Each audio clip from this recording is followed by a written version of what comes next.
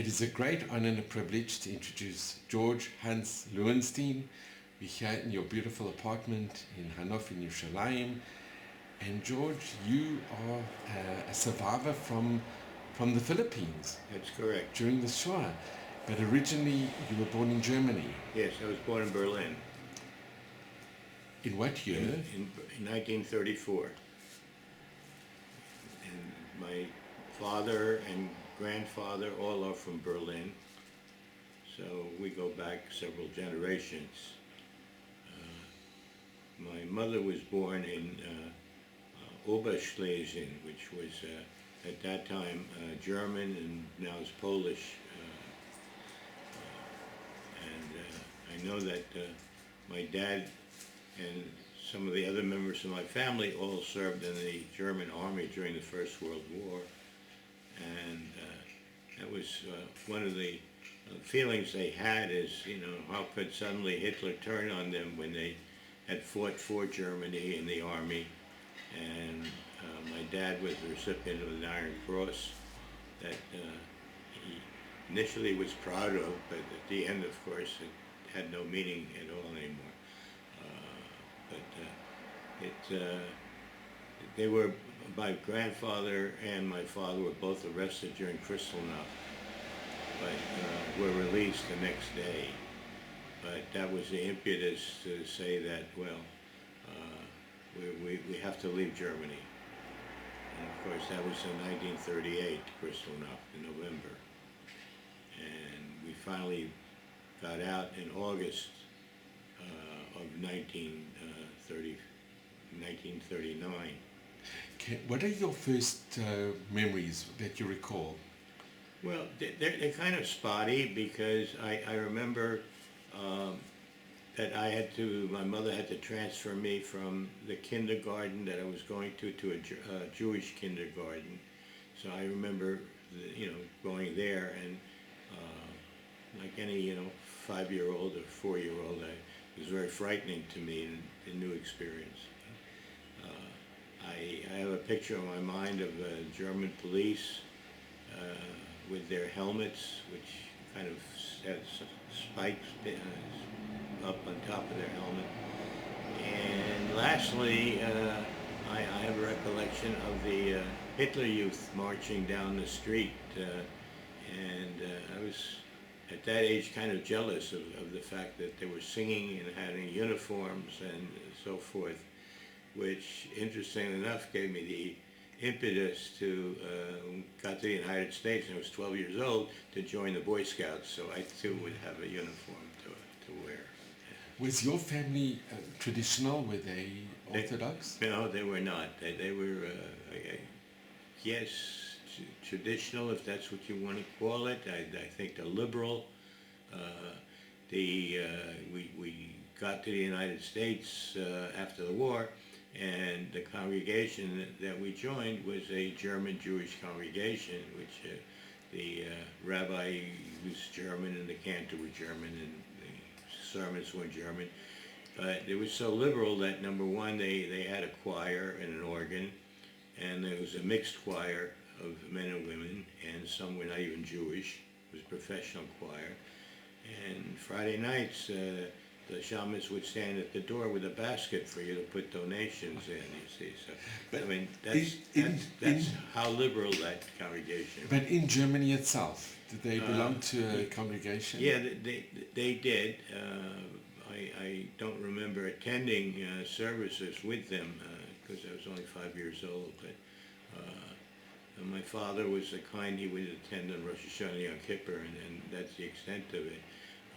My maternal grandfather was a kosher butcher, and of course he had a lot more feelings for religion. And while we were in the Philippines during the war, he used to take me to services with him every Shabbat. So anyway. And George, do you have any recollections of your home in Berlin? Yeah, I envision a long corridor, like a railroad flat type of thing, with the doors on one side and the rooms open up into a hallway, common hallway. And for my birthday, I got a tricycle, and I recall myself riding up and down the hallway in a tricycle. So they're very selective memories. There's no cohesiveness, to these memories. So August 14th is when I was born, and we finally got out of Germany. Like it's September 1st, or just before September 1st, when Germany invaded Poland and started the World War. So we just made it out on time. And what type of profession or work did your parents do? Well, my father was a traveling salesman for a leather goods company, and he traveled around Germany to represent the company. And my mother worked my grandmother, her mother, had a dry goods store in Berlin, and so my mother worked at the dry goods store. And prior to going to the Philippines, she took lessons in millinery, making hats and things like that. So she had a talent for that. And did you have any siblings, or? I had a brother who died before I was ever born, so I never knew him, and so I'm an only child, in effect. And when your parents decided to leave, was it because of Kristallnacht, or? Yes, I think that was the impetus, because, I think the Jews in Germany were very much assimilated into society, German society, and it was very hard for them to accept the fact that their friends, lifelong friends, were now turning on them and saying, we can't be seen with you anymore because we're afraid, etc. And I think Kristallnacht was the final straw that they said, it's not going to get any better. Do you have any recollections of Kristallnacht? No, I don't. I do not. I think I was 4 years old at the time, so no, I do not. I never really thought of myself as a Holocaust survivor until one day I met somebody that was a hidden child, and they asked me, my story, and they said, of course you're a Holocaust survivor, and we have a group that meets, this was in New Jersey, every month, and so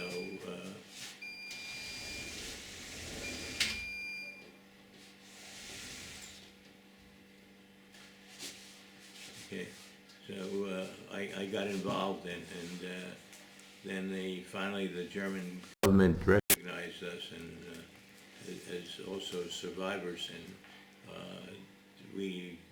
I've twice now gotten some money from Germany to cover the lost opportunity of studying in Germany. It's like reparations in a way. Yeah, but it's not a monthly thing or an annual thing. It was just once I got it was like 45 years or 50 years ago. I got a one-time thing, and within the past year I got a second payment of, again, a one-time payment for that. And each was 2,500 euros each payment, so it was not a lot of money, but it was recognition that we are survivors. And I sometimes, at this age, I've started to get interest in genealogy and trying to trace through my roots, but I just have not gotten started.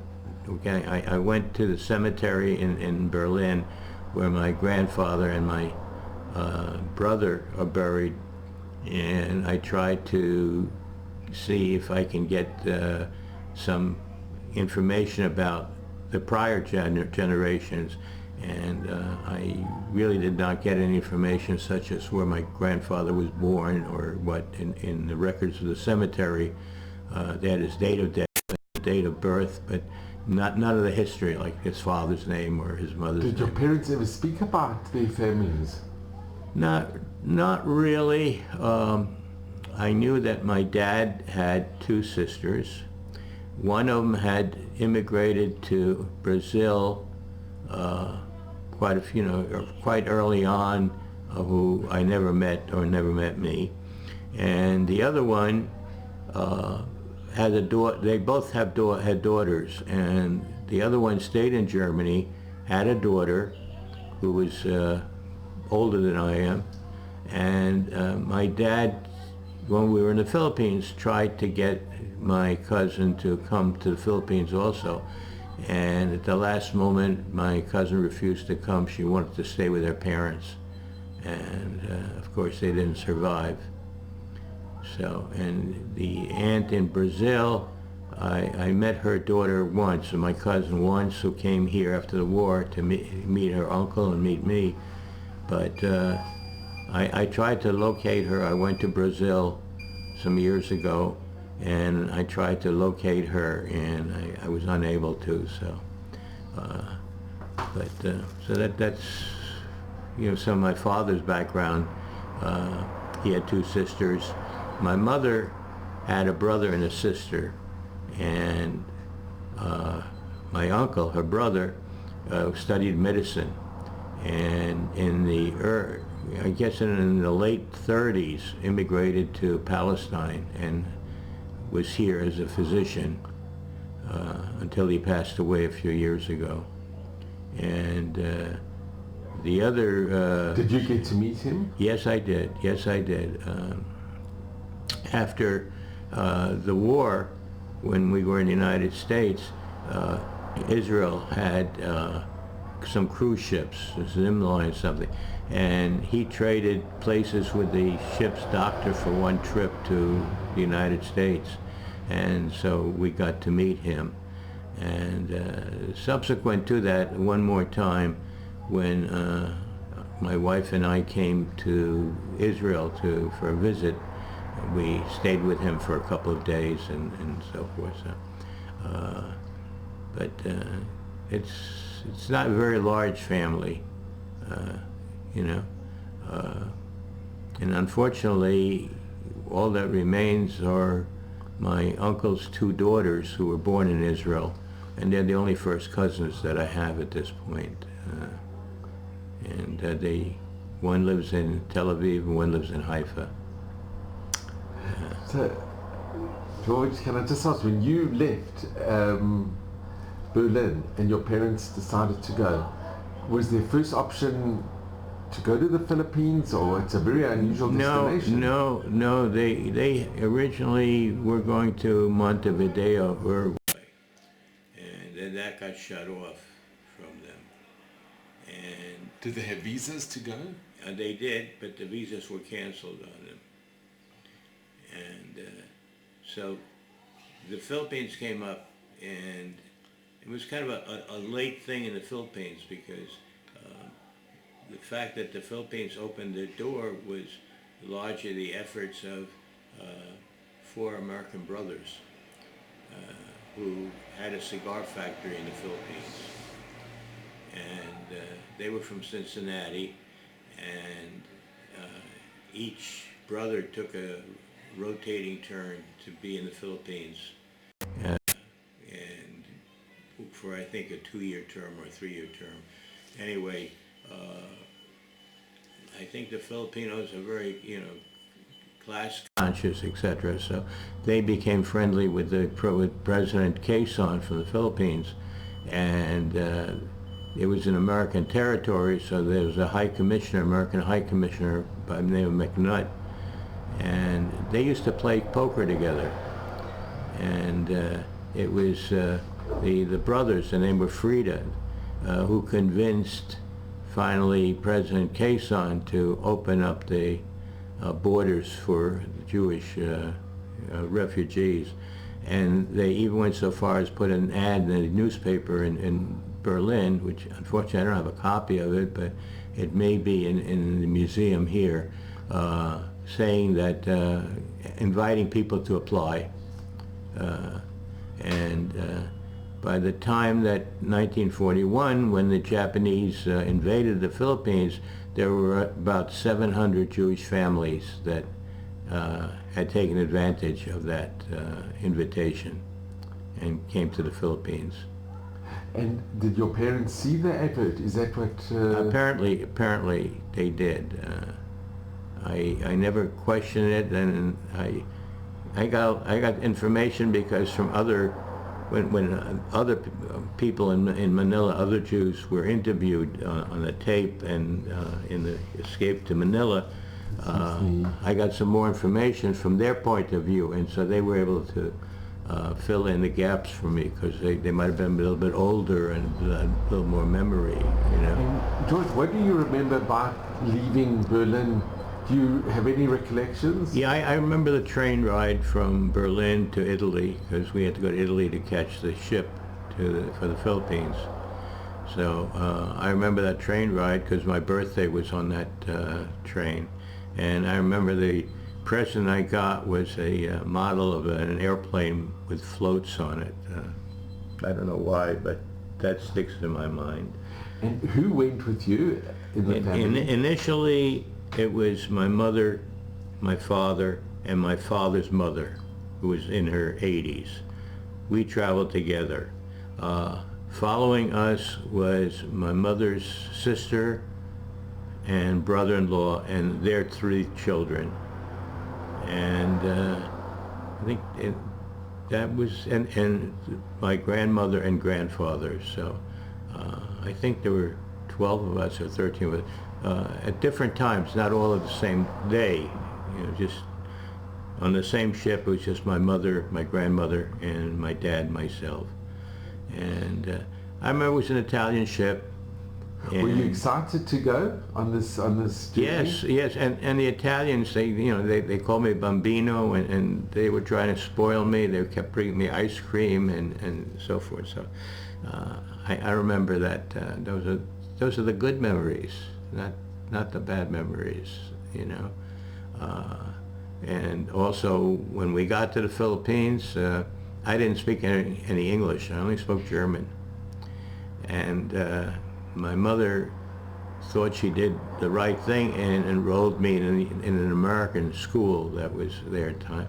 And I was miserable because I didn't understand the teacher, who was American, who spoke English, and the kids all spoke English, and I didn't understand what the teacher was saying. So the kids all were teasing me because I was a stranger. So I told my mother that I'm very unhappy in this school. So she took me out. She found that there was a Catholic convent, Santa Escolastica, whose nuns came from Germany. And a few of my compatriots, kids my age didn't speak any English, they had enrolled into this Catholic school, exempting them from any religious instruction. Okay. So within a few months, I spoke English fluently. You know, I mean, that was it. You know, so life was, I would say, idyllic in the Philippines up until 1941, when the Japanese war started, December of 41. You were in Manila? We're in Manila, yes. And do you remember your accommodation, where you stayed? Yeah, we rented a house that was available, and life was, nice. Were you together with the other refugees? Yes. We had one synagogue in Manila, and we had the Rabbi Schwartz, and he got a cantor Sisner. He talked him into coming from Germany into Manila. So we had our social life revolved itself around the synagogue. You know, they had a Hever Kadisha, and they had a men's club and a sisterhood, and you know, the typical, when we say typical, because it's not the Israeli way of doing it, but the American way of doing it, of having the social life within the synagogue type of things. And I was able to have lessons with the cantor for Jewish history and religion and so forth. And how old were you when you got to Manila? I was 5 years old. 5 years old. And the boat trip, was it quite a long boat trip? If you Yeah, it was long. It took about 3 weeks.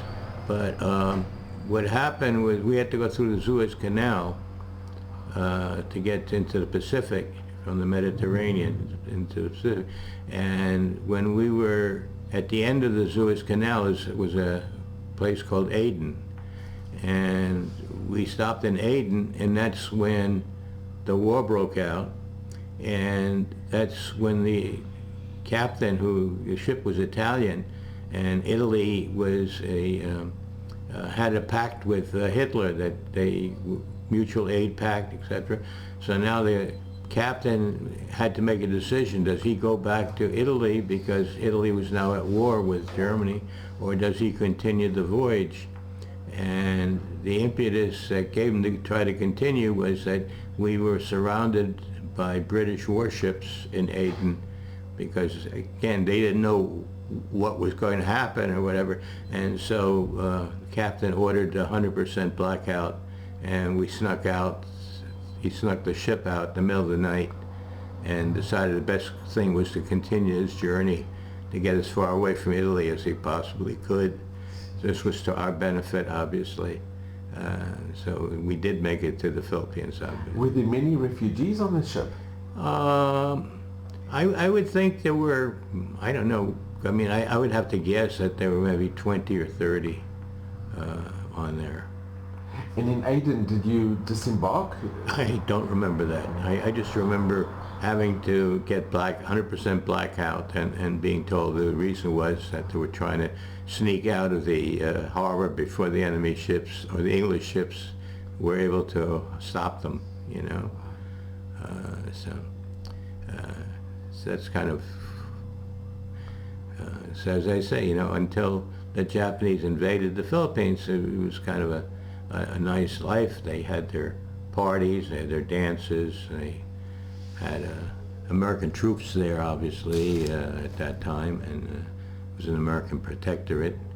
MacArthur was there, and Eisenhower was his aide at the time, so they were both in the Philippines. Did you ever get to see them or meet them? I did. I met General Eisenhower. I met after the war, when he made an inspection trip of the facilities in the Philippines, and I was kind of the mascot of the American military, because there were obviously very few white children, and I reminded them of their sons back home or their brothers back home or whatever. So that was probably the best years of my life, was you know, being involved with the U.S. Army at the time. You have a picture, if you could. Yeah, well, this was an Army chaplain. This is an iconic picture. Yes. Here you together with, who's in the picture with you? Okay. This is an Army chaplain. I don't know his name. And this was our cantor in the Philippines, sister.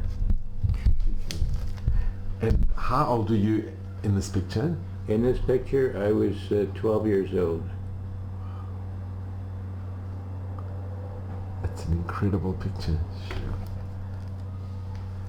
So when the Philippines, when you first got there, life was it was okay? Yes, it was fine.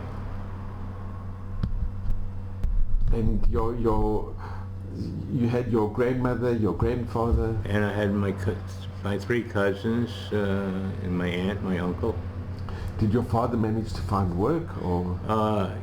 He did. He bounced around. At one point, I remember he made pomade for the hair. Filipinos like to slick down their hair, so he was making pomade for them. But I just know that at the end of the war, he was representing a Swiss chemical company in Manila after the war. But I don't really know everything during the war. And what is your memories when the Japanese invaded? Okay. The same day, December 7th, 1941, when the Japanese bombed Pearl Harbor, they also bombed Manila. And so we knew that the invasion was coming.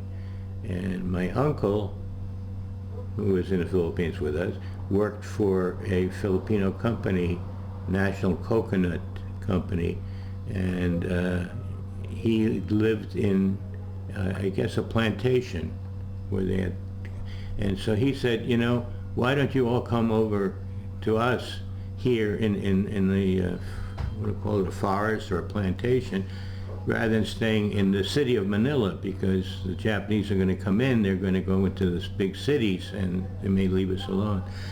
So we did. My dad, my mother, and I, and my grandmother came to the forest or the plantation, and eventually a Japanese patrol did come by and found us, and my recollection is that they lined us up against the wall, because they didn't speak any English or German, and they didn't understand what we were saying, but they didn't know if we were Americans or if we were Australians, or, okay, in other words, were we friend or were we foe? And Hitler, in his egotistical way, the passports that we had from Germany, the cover had a big swastika on it. The inside had a big J in it. The Japanese didn't know what the J was, but they saw the swastika. They said, ah, German, you're friends, you're allies. Okay? So we didn't want to bust their bubble. So we said, yeah, we're Germans. Okay? The passport may have said we're stateless inside, but outside he had to have a swastika on there, so that saved us. So the patrol led us to the center of town, which I remember was an officer sitting with his feet in a tub of water because it was very hot out, and fanning himself, and he spoke English, and he gave us a safe conduct pass to go back to Manila, so that if any of the Japanese troops stopped us on the way, we would have a pass to show we could. And so we eventually went back to Manila, where we had left all our things in our house. Okay? So my first recollection of the Japanese is standing there with bayonets at us, and you know, the Japanese are not very quiet people. They yell, they shout, and they may say the nicest things, but they're shouting it, and you don't know what they're saying because they're Japanese. So it's very scary. Okay? But that was my introduction to the Japanese. And then did things deteriorate? Did things get much worse? They did. Well, once the Japanese established their government there, for example, whenever they had a facility that was guarded by a Japanese soldier, and you walked by, you had to stop and bow to this Japanese soldier. I mean, the Japanese are very big on bowing, so you had to bow to the sentry, and if you didn't bow, then the sentry would either slap you or kick you or whatever, cause bodily harm to you. So you learn that when you walk by a sentry, you know, you have to bow. It was kind of a, how can I say, kind of a, they left our synagogue alone for the most part, and our rabbi tried to negotiate with the Japanese authorities to leave us be, and then in I guess it was 1944, Berlin sent a letter to the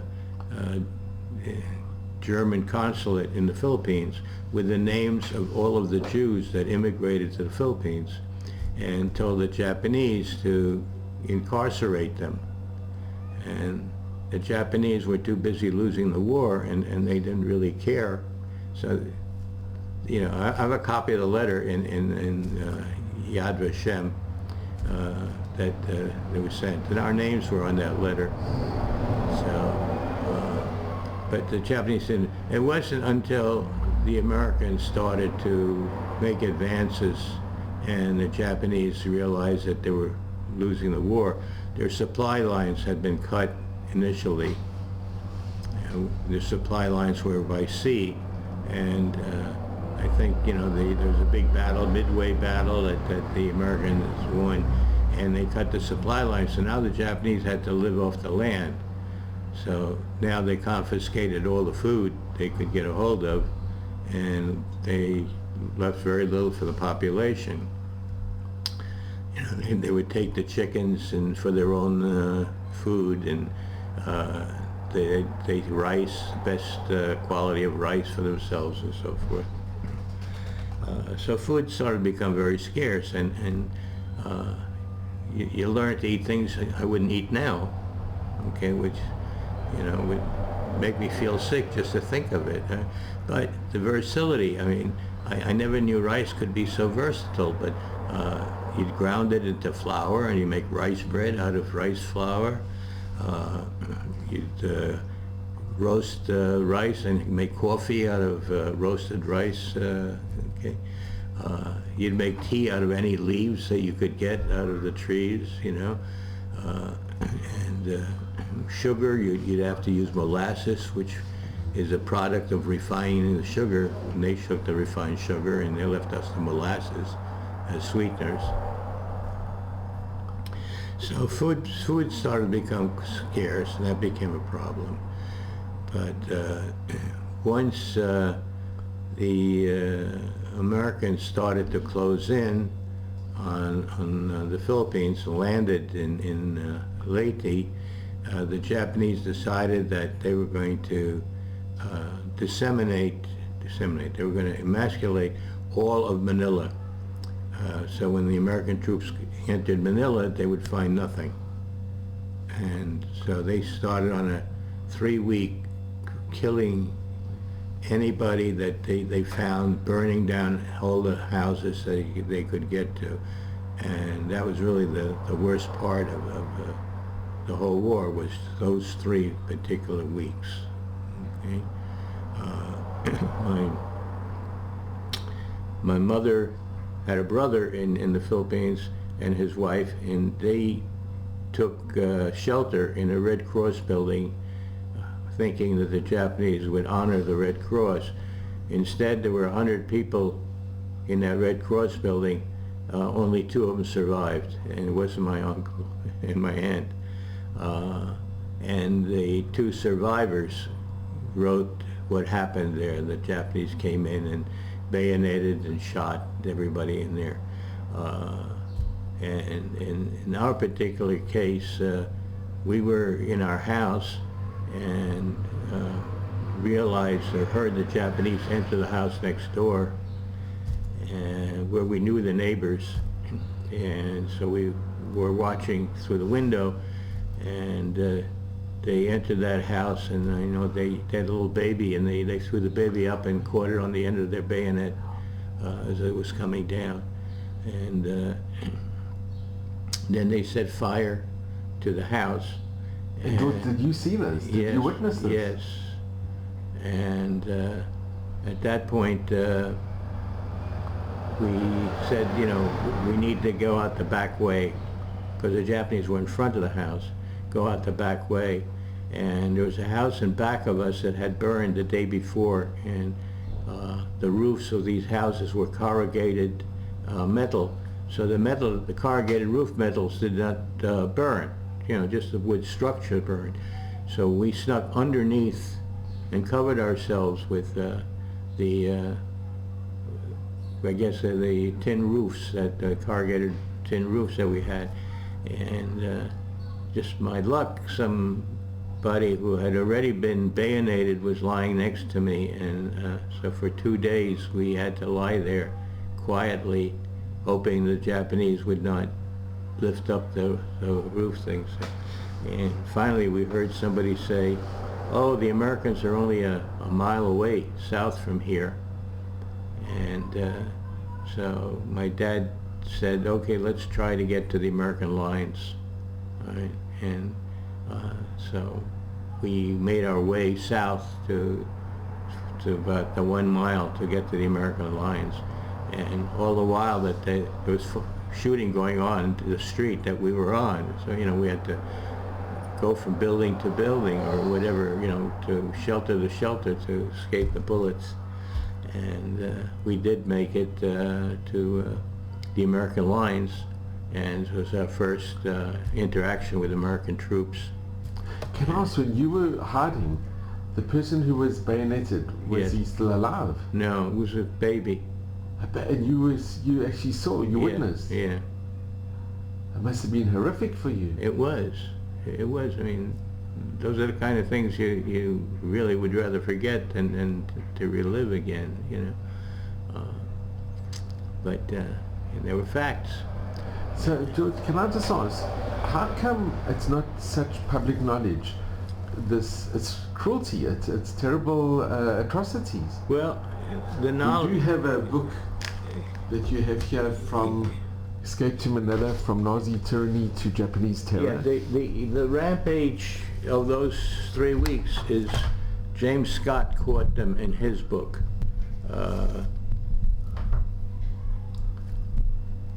You can see the destruction of Manila Yes. in these pictures. And did you witness the buildings in Manila being destroyed? Yeah, well, I obviously the houses, our street, they were indiscriminately attacked, blown up. And the Japanese, had said that we knew some Japanese because they had confiscated the house across from us for their officers earlier on in the occupation.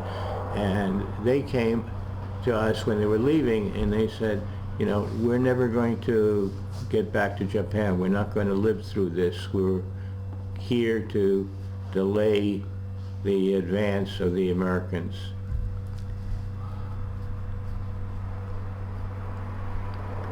Yeah. And a lot of, I think, Americans or people on the island were put into camps, the Japanese put them in camps? Yes, they were. Americans and any of the Allied countries. So here we have in the book a picture of some of the prisoners, or civilians, that they were nearly on the verge of starvation. Yes. So how come the story of what happened in the Philippines isn't so widely known? I think it's a question of numbers, because we were only, maybe 1,400, 700 families, 1,400 individuals, or maybe 1,500 individuals, and certainly we were a small number compared to the Holocaust that occurred in Europe with the various camps and so forth, and the crematories, and so therefore we were really just a very small part. And it's interesting that the Filipinos did not learn that part of their history. And as I say, when we made this video, and it was shown throughout the United States and Israel on public television, we then took it to the Philippines, back to the Philippines, and we showed it to the president, the then president of the Philippines, and so he invited us to the palace, and he had his senators and come down and witness this. And there's a Jewish congregation in Manila, and so obviously when I went back with some of the other people that are on this thing, I stayed with the Jewish community because I think I was the only Orthodox person there. And they, by the way, in the synagogue or outside the whole synagogue, they have this picture. And the picture of you with the... Yes. And they, when I came, they introduced me. They said, well, you've seen his likeness so many years, now you're going to see him in flesh. And so they had a special Shabbat dinner where I could tell my story. And they invited the educational people from Manila to this Shabbat dinner. And after the dinner, I spoke to the Commissioner of Education, and he said, oh, we're now going to put that into the curriculum to teach. It wasn't before? And apparently it was not before. I said, you know. So, George, I just want to show, here's a picture of MacArthur returning to the ruins of his home, once on top of the luxurious Manila Hotel in February 1945. And American tank rumbles through the historic gate, the Fort Santiago inside the walled city in February 26, 45. So you can see there was really a lot of destruction. Why did the Japanese want to destroy the city? They didn't want the Americans to find anything there. You know.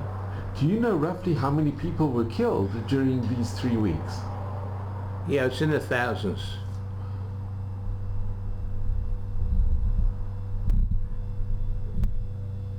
It's You and your family must have been petrified. Yeah, well, as I said, the uncle and aunt that I had were killed in the Red Cross building. And incidentally, when he mentions the survivors from the Red Cross building, their story, and I wrote to him and I said that my uncle and aunt were part of the 98 people that were killed there, and so he thanked me for that. And another bit of trivia, well, a couple of things of trivia, but when we reached the American line, we took shelter at a house that was still standing there, and the troops were marching by, so we knew that the Japanese weren't going to be there. So another family whose daughter was my age also made it to that same place, and the husband or the father of this young girl said, you know, I have to go back and get a suitcase from our house, so you stay here, you're safe here, and I'll be back. Okay. Well, so he left, and when he didn't come back, my father and my uncle decided to go back themselves to see what happened to him, and they found that the Japanese had caught up with that gentleman and had killed him. And my dad had to come back and give that sad news to the wife and daughter that their father and their husband has been killed. Had he not gone back, he would have remained alive. And the second bit of trivia is watching the soldiers, the American Army, marching in. It happened to have been the 11th Airborne Division, which is, our hero. All of a sudden, my grandfather and I said to me, let's go greet the American Army. And we walked to the corner, and a shell exploded right as we walked to the corner, and my grandfather was killed by that shell, and he was next to me, and I survived. So when you ever want to get the question is, how come I survived and my grandfather was killed instantly, you don't get an answer to that. Okay, I can probably justify having a family from a single child, having 14 grandchildren, and God knows 30 some odd great grandchildren, all from one person. And if I had not survived, they wouldn't be here. And you actually saw your grandfather He was right next to me. It was a shell that exploded. Were you injured, or? No, I was not. That was a miracle. An incredible miracle. So, Anyway, and so I asked myself why, and I'm trying, looking at my big family now and saying, I guess that's why. But it's really a miracle. It's a miracle that you weren't injured either. right, it was. Yeah. I can only say Hashem has been good to me. And George, can I ask? Absolutely, it was it was a real miracle that you survived, and Yes. But the trauma of seeing your Yes. your grandfather being killed. How old you were? 5, 6? No, I was 12, Were you 12 at this time? 1945. Oh, this is in 45. Of course, in 45. 1945, yeah. I was 12. And, after the war, my parents wanted very much to get to America. They wanted me to be bar mitzvahed in America rather than the Philippines. And the German quota, the United States at that point had a quota. So many people from each country were allowed in. And because during the war, the German quota was not filled because people weren't immigrating to Germany. So it became cumulative. So it was very easy to get visas to the United States under the German quota. And Germany, and the United States didn't recognize us as stateless. As far as they were concerned, we were Germans, or German citizens. Now, what I meant, you were 5, 6 when you actually arrived in Manila. Right. And you were there during the duration of the war. Right. And this picture, if you can just show this picture again, here you were 12 years old. Yes. So, this is an absolute iconic picture, George. It's incredible. And when you were standing next to your grandfather, you were only 12. Yes. So it still you missed those images. Well, it's ingrained in me. We immediately as my grandfather got hit by shrapnels, and as he got hit, he turned around to me and said, "You better go back, it's getting dangerous," and he fell. So he had presence of mind to send me back before he died. And of course we immediately got an army medic who was with the troops, to come over and see if he could save him. And he said, it's too late, nothing can be done. So obviously they had to bury him right then and there. And after the hostilities ended, etc., they were able to exhume the body and bring him to the Jewish cemetery in Manila. There is a, I don't want to say a monument, but there is a stone in the Jewish cemetery with the names of all of the Jewish refugees who were killed during that 3-week period. So it was not just my grandfather, my uncle, my aunt, but other were killed too, and who were not with us at the time, but were on their own, and only found out later on that they didn't make it. And George, when you told your parents what had happened, it must have been, as a 12-year-old, it must have been so difficult for you. So it was, because obviously my mother was very emotional, and which I don't blame her, but you become hardened. We went through the war. You sort of become hardened at the time, and you don't necessarily think logically. You're used to hiding behind things to ward off getting shot and so forth. So, you're like the soldiers, psychologically, because you've got soldiers who are hardened by the fact that they've seen deaths and killed and so forth. So on that basis, we have. I guess I was hardened at that time. And this was the grandfather who took you to shore? Yes. And you were very close with him? Yes. What was his name? Arthur Asher. May his memory be for eternal blessing. Oh, this is unbelievable. Wow. And can I just ask, what is your recollections of when you met the Americans? And number one, it was joy, but number two, you're looking for Jewish soldiers.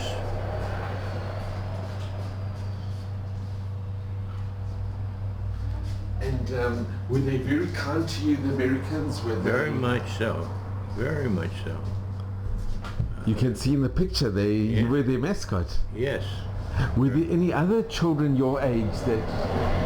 Yeah, but we didn't all live in the same street or the same area, and different troops involved, etc. First of all, once things settled down a little bit, they supplied us. The American Army supplied us with medicine and food and what have you.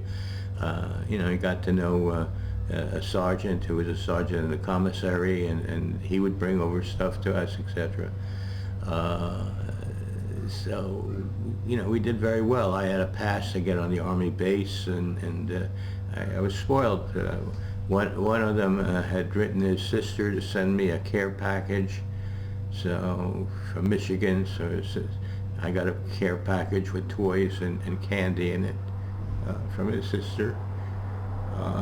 Another one was, it's funny, the fellow that was a supply sergeant who supplied us with stuff, he came from Illinois, from Chicago.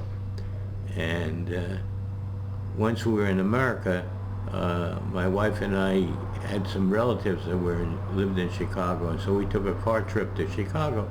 And I mentioned to this relative in his house about the soldier, and I said his name was, I remembered his name, Leonard Kane was his name. So this relative said, well, we have a Leonard Kane in our congregation, I wonder. So we picked up the phone, and it was the same Leonard Kane as a civilian. So he came over, so we reminisced a little bit. Another one had, my grandmother had some relatives here in America whose son, I guess, was not part of the initial troops in the Philippines, but got assigned to the Philippines once things had quieted down, etc. So his parents told him, when you're in the Philippines, look up and see if you can find a family called Loewenstein. So he did. So obviously there was a connection there. So yeah, I mean, under the Americans had a great time. They introduced me to Cherry Coke at the PX and yeah, all sorts of things. And were there quite a few Jewish soldiers in the American forces? Yes. Yeah. As a matter of fact, they all came to this Passover Seder. I mean, this wasn't just our civilian Seder, but it was a military Seder. So they had sent a notice to all the troops in the Philippines that any Jewish troops that want to attend the Seder, to make arrangements to come to Manila to be at the Seder. So if you could show this iconic picture. So this was at the, was the Seder? And this was a Seder, yes. And you did the Manishtana? Yes. And you remember that evening? You remember the Seder? I remember that evening well. Were there many, was it full? Were there many soldiers in attendance? Soldiers, sailors, airmen. And a lot of the Jewish community? And the Jewish community, yes. There are a lot of the refugees. But we were outnumbered by the military. It must have been a very joyous occasion. Yeah, it was a racetrack, held an open-air racetrack, and it was just filled with military uniform. And I guess in a lot of ways it brought sentimental tears to their eyes, because they remembered satyrs at home, and them either saying the 4 questions, or they had children that would say it at home, etc. So it was a little bit of home. One of them who was in the Navy was stationed in Manila for a while, and he was Orthodox, and he led services for us every Friday night in my grandmother's house. He'd come and he'd lead the services for us. So there's a lot of interaction with the American troops, obviously. And when they came, so having had to eat meager portions and eating rice, all of a sudden you got sick. I got sick. Because the food was very rich, I think, what they gave. Did they give you candy? And yes. Speaking of candy, there was one occasion, it's on the tape, where at the time that the Americans were bombing Manila, but they were very selective in where they bombed. They only bombed military sites. They didn't bomb civilian sites. Okay? So they pretty well had disseminated the anti-aircraft, so they had real disguise. So, when we heard planes coming over, we would go out on the street and watch the planes, because we had no fear that they would machine gun us or anything, because they were very precise. Okay? So we saw this one plane coming down very low, and we saw him, and then he did a 180, and he came back, and as he came by us, he dropped out of there a candy bar, a Hershey bar, and we split that among all the kids that were there. We hadn't eaten chocolate in years, so that was a highlight. I don't know who the pilot was, never met him, but it's don't forget, they all have kids. They love their kids and their brothers and so forth, and so they saw white kids, and right away there was an affinity there. Who are you? Anyway. And when did you go to America? When did you get the visas? We got to America. It's another funny story. In October of 1946.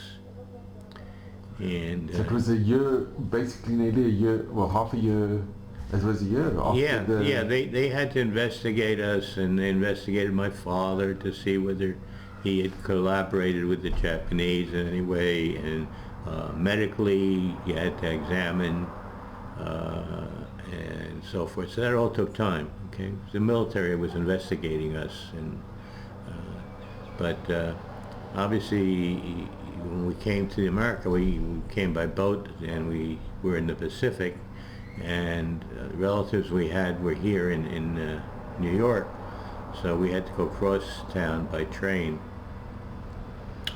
And I had always been told by Americans and so forth that America is a rich country, and you'll find gold on the street and so forth.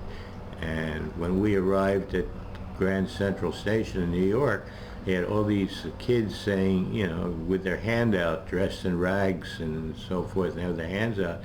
And I said, hey, something's wrong here. I said, we were told, that America is such a rich country. How come all these kids are begging?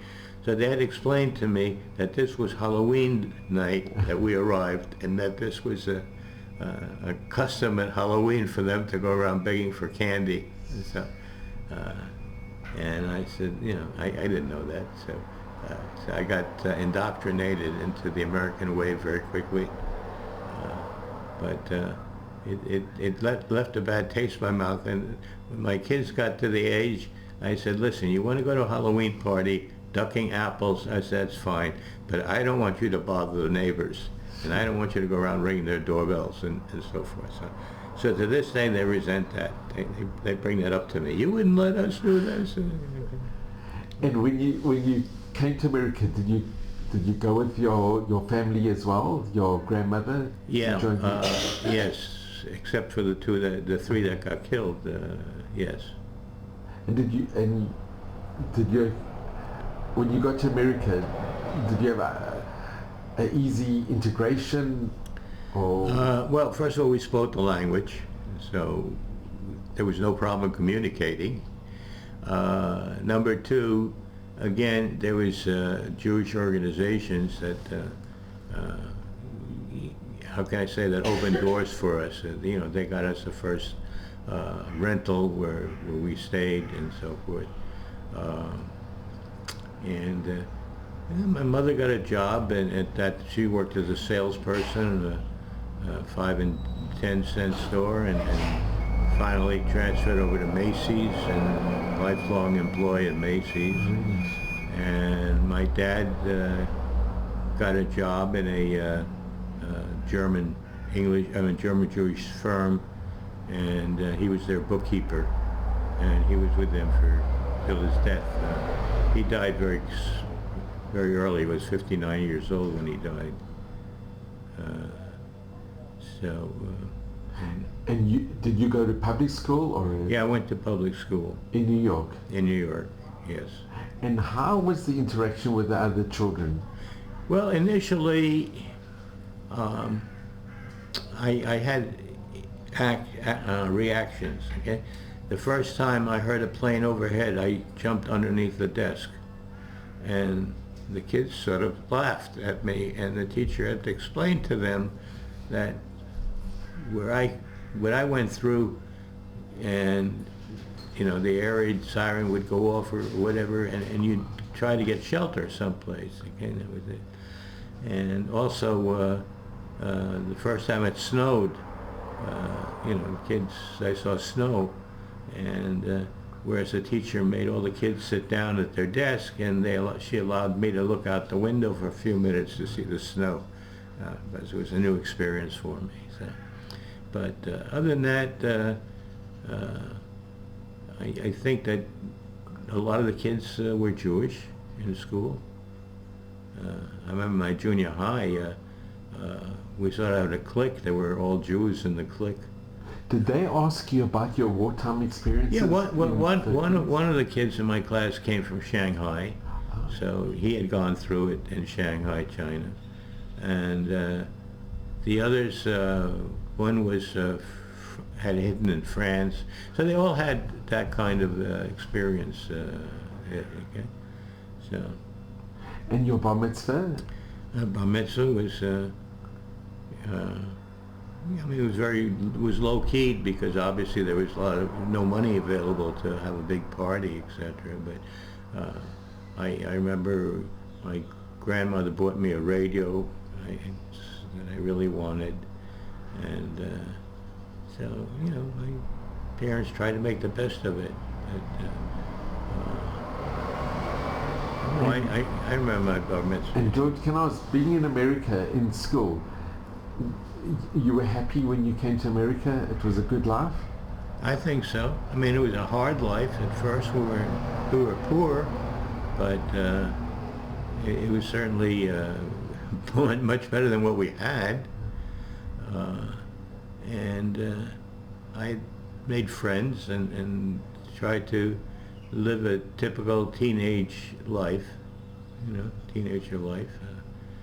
But there was something lacking in the fact that I didn't grow up as a child. I grew up as a mature person because during the war, like you witnessed, you know, and I regret, but I never really learned how to play with my children.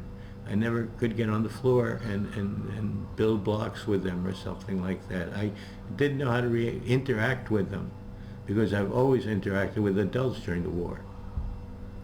You know? And being maybe an only child as well. And being an only child, yes. So those are some of the things that, you know, my background has affected my my thinking or my ability. And George, can I ask,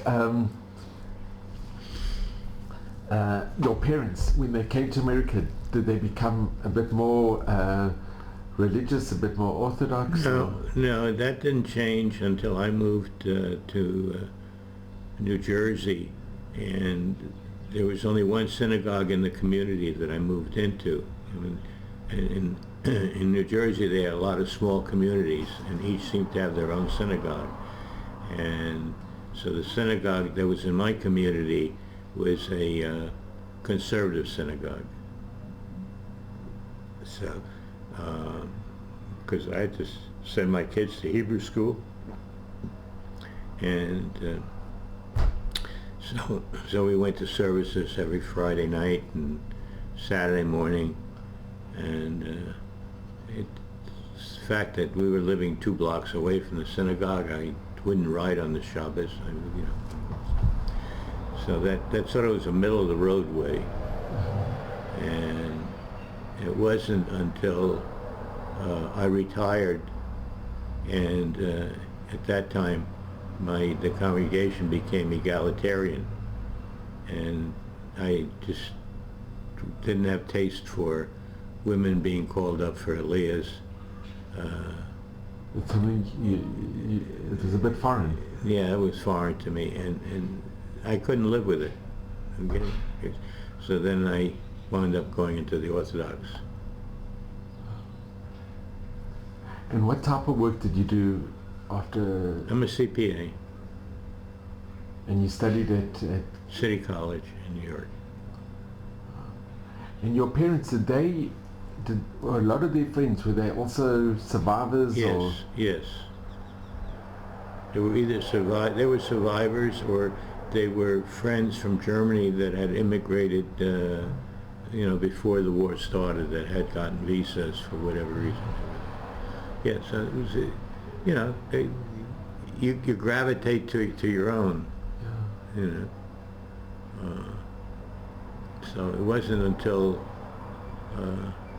I guess I got married and became a father that my social life was more among Americans than it was among refugees. Because in college I joined a fraternity, and so all of those were Americans, and so the division became less and less between a refugee and a citizen, and I was lucky I don't have an accent. At least I thought I didn't, until I got to college and I had to take a speech course, and my instructor picked me up and said, "Oh, you're from German. How do you know? What's the way you pronounce your R's?" Okay, so he picked up on it, but nobody else ever did. And when you got to America, that's when you changed your name from Hans when I to became George. a citizen, yeah. When you became a citizen? Yes, because I didn't want to be called German, But you still kept Hans as a second name? Yeah, but I don't use it unless I officially have to. No, I did it because I wanted to. I didn't want to dishonor my parents. They thought that Hans was a good name at the time. It was Germany, and George was after my grandfather, who had predeceased my being born. So I didn't want to dishonor them. So I said, let me just switch and keep the names, but in a different order. So if you could show a picture of your father. Yes, this is my dad. This is amazing. Your father had the insight to leave Germany, where many others thought it would blow over. Yes, exactly. It wasn't a simple thing what he did. No. And you have a very special, and you have a picture of your mother. Yes, part of my family. So your mother is on the left side. Yeah. Her mother is here, yeah. So here are the two grandmothers. Yes, yes, and some of the grandchildren. And your mother's on the left. Yes. And that's your wife's mother, your mother-in-law. Yes. I know, right. And George, you also showed in, they have here in Israel a very special monument in Rishon LeZion. Yes. So if you could just discuss a little bit, if you could tell us a little bit about this very special monument. Okay. Where you had mentioned very little knowledge of the Philippines, having saved Jews. In Israel, apparently there is knowledge of it, and they wanted to honor the Philippines for what they did, and so they decided that between them and the Philippine government to build a monument to honor them. And the monument depicts 3 open doors to show it's an open door policy. And they wanted to have footprints in front of each of these 3 doors to enhance the tale of the monument or the description of the monument.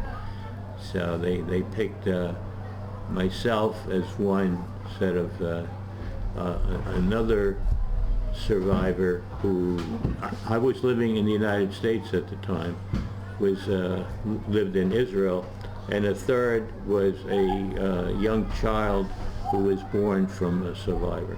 So those are the 3 of us in each of the doors, each one of us. And there's a inscription there with our names on it, etc., and a little bit about our story on this monument. And there's a joint stamp from... And these are stamps, and if you look at the back of it, you can quickly see it's a joint issue. And there's also a monument, this is very beautiful, there's also a monument in Boys Town. Yes, they called me, and when they put that monument up, they called me, and I went there, and I met the people in Boys Town, and I saw the monument. And today in Boys Town there's also the Wilson Yeshiva, side by side, and it's doing very well. Yeah, and when I made Aliyah, which is, I guess, about almost 2 years ago, I did notify the Philippine consul that I'm here, that if they had any events or something, that I would be very glad to come. So the next thing I got was a phone call from the cultural attaché for the Philippines, inviting me to the embassy for the Christmas tree lighting, which will be held on a Friday night. So I said, well, I appreciate the invitation. I said, but number one, Friday, start of Shabbos. I said, I can't possibly get to the embassy, which is in Tel Aviv, and back to Jerusalem before Shabbos starts. And I said, I don't really think it's quite appropriate for me to wind up lighting the Christmas tree for you. I said, but if you have any other events, such as, I don't know, do you celebrate Independence Day or whatever, I would be very glad to, be with you. So I didn't hear back. Well, please God. And George, can I just ask, when you went back to the Philippines? Yes, I did. It must have been very emotional going back. Yes, it was. Yes, it was. Excuse me for 1 minute. So, George, if you could just tell us a little bit about your trip when you decided to go back to the Philippines. Well, the trip was based on this particular DVD. And it's called Rescue in the Philippines, right. Refugee from the Holocaust. Right. And you were interviewed in this video. Yeah, yes, I was. And we wanted to present a copy of that DVD to the Philippine government, the current Philippine government. And I had mentioned that the Frida brothers, who initiated this whole thing because they had a cigar factory in the Philippines, their children and grandchildren wanted to go back and see what the factory was and see how that history developed itself. And so therefore, we decided to go back for a week in order to have them review where the factory was and so forth. And so part of that week we spent with the president, the president of the Philippines, and his Senate, and we showed that video to them. And I sort of absented myself from a lot of the things that the group was doing, because I wanted to spend more time with the Orthodox community. I went to the cemetery, for example, to visit the graves and so forth. So That's where your grandfather is. Yes. So I had sort of had my own agenda. I wanted to go back and see, the street where I lived on and so forth. So, And it's still there? It still exists? well, they changed the names, but yeah, we worked it out. So I had different objectives. I just took advantage of their trip to do that. And was it very well publicized? You coming with the... No, I think the Jewish community knew that because I wrote to them, and because number one, I didn't stay at the same hotel that they did, because I wanted a hotel that was as close to the synagogue as possible, because I was going to be there for Shabbos. Mm-hmm. They did things on Shabbos that I wouldn't join them. Okay, I would spend Shabbos with. So I got to meet the president and the director, and met a lot of the Filipinos that converted to Judaism. They were Sephardic, and I davened Ashkenazic, but anyway, I was able to muddle my way through their tefillas, and I spoke to the rabbi, and And you were well accepted by the president? we were well received, yes. I mean, he had kind of a luncheon in our honor. After we showed the DVD, he had luncheon served in the palace. And was the press present? Yes, yes. So it was a big event. It was yes. Well, I mean, I don't know in his mind whether it was a big event or not. I mean, But you're very grateful that you went. It was. Yeah. I mean, it gave me a chance to go back, and I sort of feel a debt and an obligation morally to the Philippines, because I assume that if they hadn't let us in, we would not be alive today. Okay, so my wife has a Filipina aide, and in a way, I feel I'm paying back to them. Anytime I can help her aide out, I do. Just in gratitude for her. But she doesn't know any of the story except when I first told it to her. But she's in her 40s, and she said, we didn't learn about this in school. I said, did you learn about the Japanese occupation? I mean, it was part of your history, right? So she said, well, yeah, we learned that there was a war and that the Japanese invaded the Philippines, but certainly not any details. But, well, we were kind of a small peg in a large hole. I mean, we were very few people compared to total civilization. So, but the Jewish community in the Manila now, I mean, they had this picture on the wall, so they knew about the fact that, and the honest truth is that none of the survivors from the Philippines made it their life in the Philippines. They immigrated to the U.S., some to Australia, but they all seem to have left the Philippines. It's true, in this book, A Mirror in Manila, Yeah. where you had from the Mir Yeshiva, you had three Bochrim, Right. the Nussbaums and Soroka. As soon as they could leave, they actually left. Yes.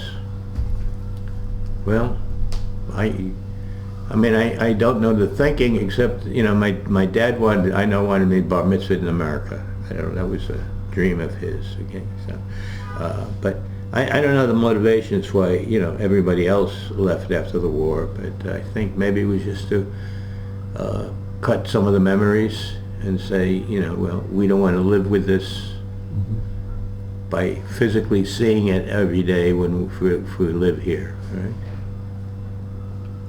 But let's say I wanted to, I mean, I went back to Germany also to visit graves, also to get my birth certificate, which I needed here to make Aliyah to Israel.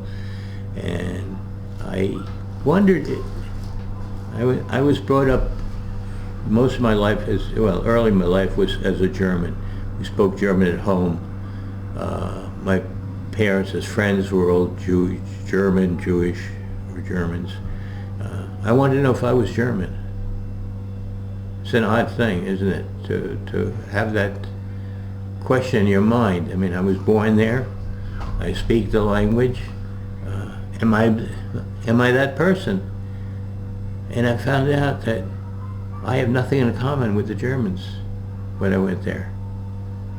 You know, I thought they were arrogant in a lot of cases, and you know, it's. Was it a difficult journey to go back? Very emotional. Well, not so much, because I didn't have those memories. Okay, I was looking for identity. Okay, was I American? Was I German? My whole family was German. You know, as far back as I could see.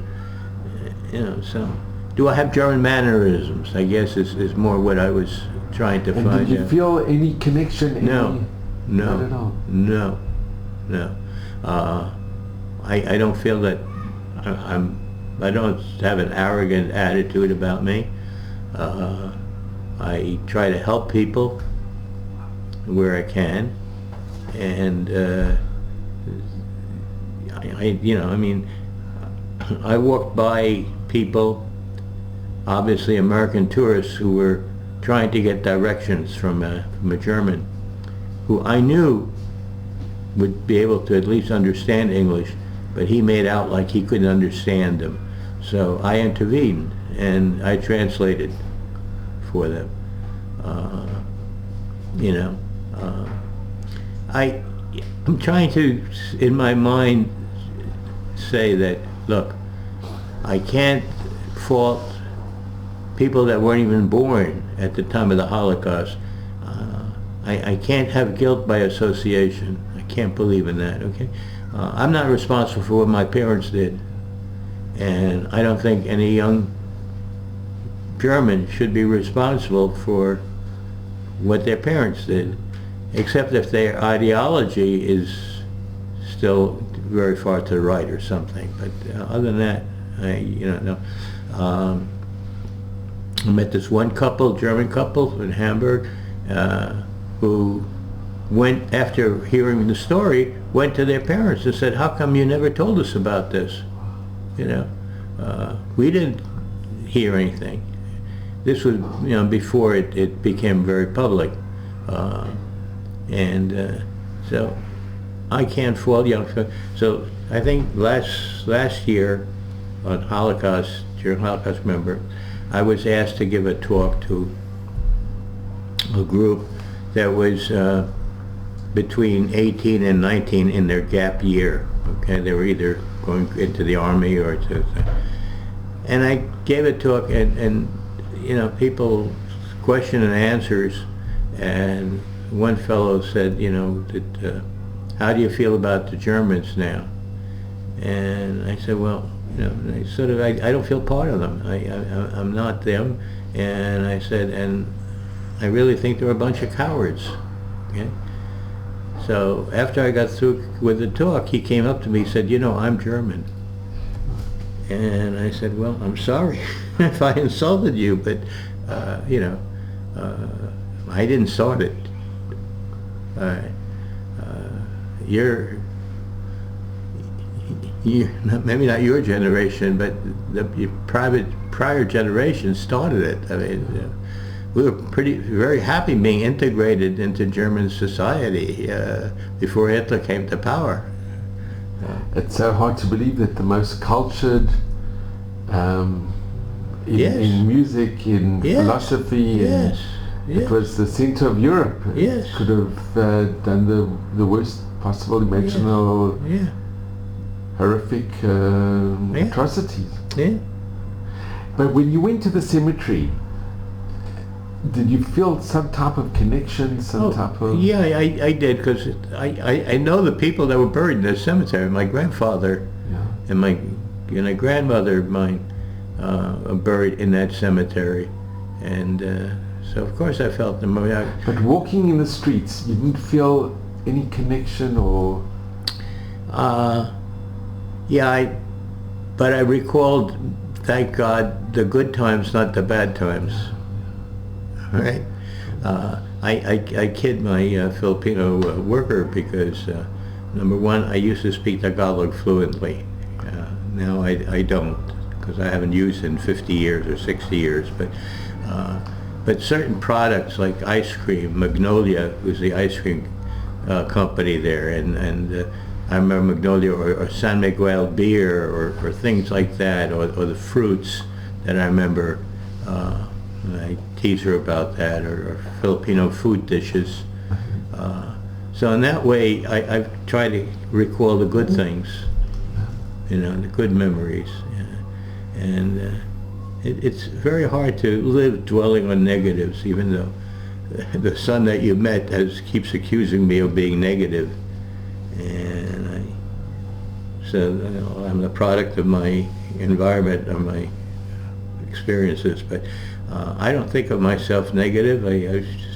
These are the facts. Not at all. I think it's amazing, man. George, if I could ask, and I'm sure your kids and grandkids ask you, what message could you impart to the next generations? I mean, you've seen so much personally. You've gone through so much. Well, and you've seen so many miracles. Well, the thing I impart to the next generation is you've got to take the anti-Semitism seriously, because I think it's the start of something that, if it's not stopped, it's going to mushroom. And there really is no saying as to how far that can go unless it's stopped. And it's very important that you become cognizant of it.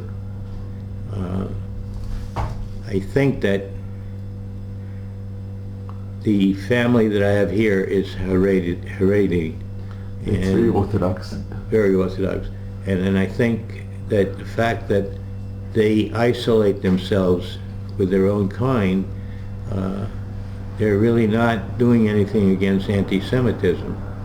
They're not fighting anti-Semitism because they're living in their own little cocoon, so to speak.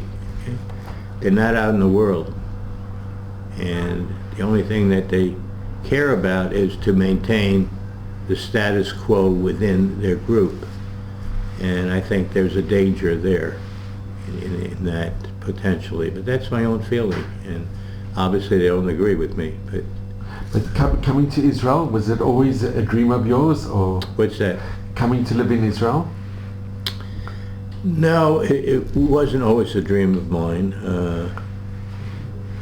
Number one, I guess what motivated me to do it now is that I've got a lot of my relatives here. And when I retired to Florida, and I spent 20 years in Florida. I had no relatives in Florida. And as our health started to deteriorate, I said, we really have no help here, moral or physical.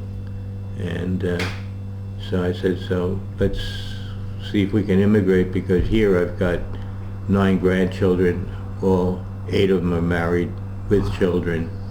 So I've got 34 great-grandchildren here, and my son and daughter-in-law. You met my son.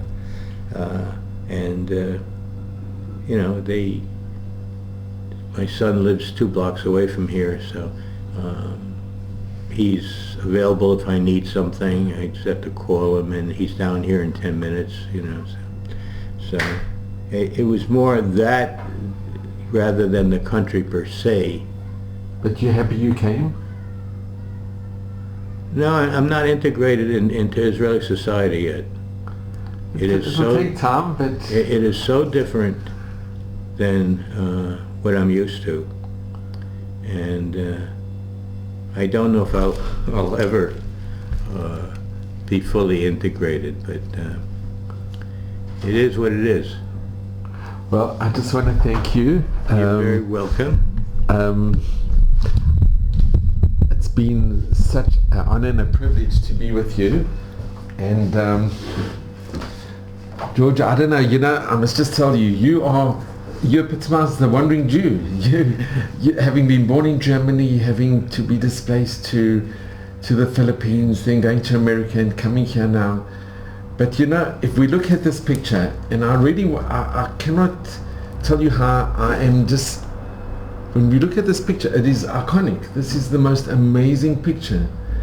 It's just amazing. You were really part of history, and you saw it, and you witnessed miracles, and I'm just so grateful for this opportunity to hear it from you. I appreciate your taking the time out to listen to me,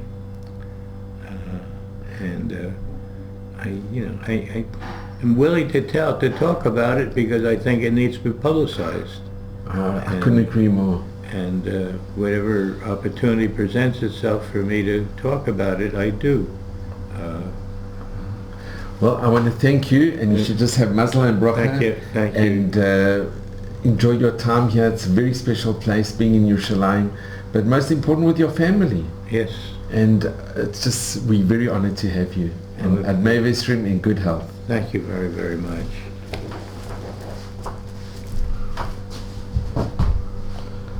George, really, thank you so much. Really, it really has been the biggest honor and a privilege. Okay.